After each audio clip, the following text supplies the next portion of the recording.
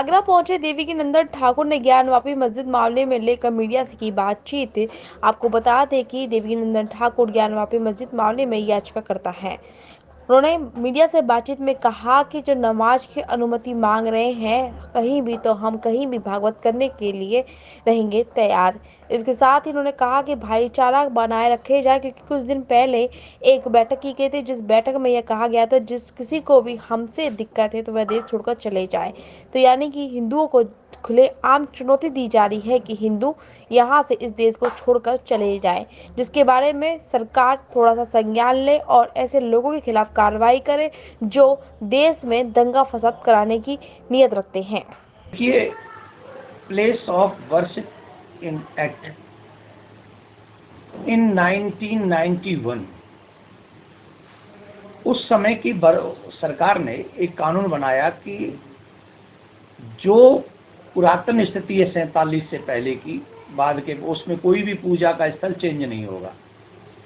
और जहां हम लोग जिस कंट्री में रह रहे हैं वहां पर प्रजातंत्र है, लोकतंत्र है।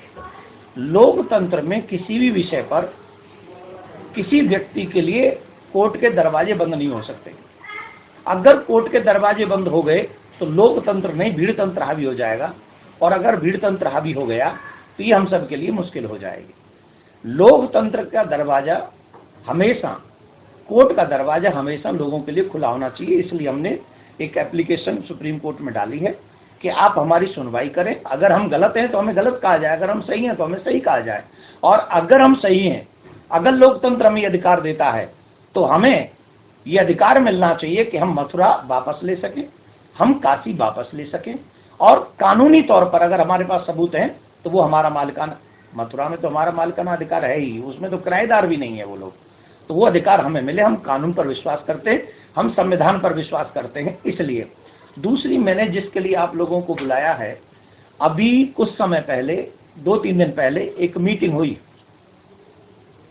उसमें अन्य समुदाय के धर्मगुरु एकत्रित हुए और वहां पर उन सब के हेड ने एक मैसेज दिया कि जिन लोगों को हमसे तकलीफ है वो ये देश छोड़कर कहीं और चले जाएं।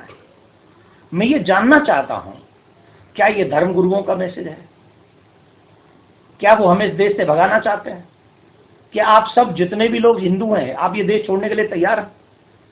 अगर आप तैयार नहीं है, जिन लोगों के धर्मगुरु ऐसे भड़का रहे हों, सोचिए उन लोगों पर क्या असर पड़ेगा। उनको कहना चाहिए था कि हमें इस मुद्दे पर बात नहीं करनी, हमें इस मुद्दे पे बात करनी है कि हमारे बच्चों के हाथ में किताब कैसे आएगी, हमारे बच्चों के हाथ में कंप्यूटर कैसे आएगा, हमारे बच्चे डॉक्टर कैसे बनेंगे, इंजीनियर कैसे बनेंगे, हमारे बच्चे इस देश के भविष्य को और आगे बढ़ाने में कैसे। नहीं, उन्होंने ये सब बातें नहीं की, और यही मेरा दुख है, यही मेरा कष्ट है। जिस धर्म के धर्मगुरु ये हमें धमका रहे हो वहां से कि तुम ये देश छोड़ के कहीं और चले जाओ, अरे भाई वो लोग छोड़ के जाएंगे तो उनके पास में तो 56 कंट्री है। अब आप ही लोग बताइए, हम लोग छोड़ के जाएंगे तो हमारे पास कौन सी कंट्री है? हम कौन सी कंट्री में जाएंगे? हमें कौन संभालेगा? 100 करोड़ लोगों को कौन इन्वॉल्व करेगा अपनी कंट्री में? तो ये धमकी वाली बात है, वो भी आजाद देश में। ये बात अच्छी नहीं है, जिसके लिए हमने ये बात तमाम टीवी चैनलों पर ऑलरेडी बोली है। आगरा से आज मैं निकल रहा था तो मैंने कहा आगरा में आप सबको भी मैं ये बात करता हुआ चलूं। जी, ओबीसी बार बार भड़काऊ भाषण दे रहे हैं, क्या ऐसे भड़काऊ भाषण पाबंदी लगनी चाहिए, कानून सख्त होना चाहिए? मैं तो कोर्ट से एक अपील करना चाहता हूं, जो लोग ऐसे भड़काऊ भाषण अपने समुदाय को भड़का रहे हैं, ऐसे लोगों को राजनीति करने के लिए ऑल लाइफ बैन लगना चाहिए। इन लोगों को पब्लिक लाइफ में रहना ही नहीं चाहिए, इनको सख्त सजा मिलनी चाहिए, जिससे ये पब्लिक को भड़काए नहीं, और पब्लिक को अगर ये भड़का देंगे तो हमारे देश का माहौल खराब होगा। जिस तरह से मदनी ने बयान दिया है, उसके बाद संत अब क्या करना चाह रहे हैं? क्या जो है हिंदू लोगों को आगे सीख देंगे? मैं अपने सनातनी भाइयों से एक ही बात करूंगा, इस समय आधी अधूरी लड़ाई हमको नहीं लड़नी है। इस बार अवसर है, हमें पूरी लड़ाई लड़नी है, और पूरी लड़ाई शस्त्र से नहीं, संविधान से। ये पूरी लड़ाई हम लोग संविधान के माध्यम से लड़ेंगे, हम कोर्ट के माध्यम से लड़ेंगे। और हम लोग, अब काशी में कितने पक्के सबूत हैं ज्ञानवापी के? पहला ही शब्द है ज्ञानवापी, ज्ञान का कुआं। अब इन लोगों के यहाँ कहाँ है ज्ञान का कुआं? भाई बताना जरा। यहाँ तो ज्ञान को ये लोग इल्म कहते हैं, इल्म का कुआं नहीं है, वो ज्ञान कुआं है।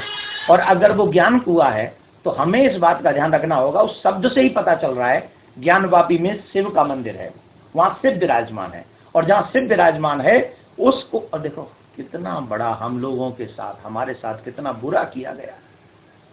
हमारे शिव पर ये लोग हाथ धोते रहे, हमारे शिव पर ये पैर धोते रहे, हमारे शिव के ऊपर ये कुल्ला करते रहे, और ऊपर से हमें धमका रहे। ऊपर से हमसे कहा जा रहा है कि तुम निकल जाओ यहां से। कहां जाएंगे हम?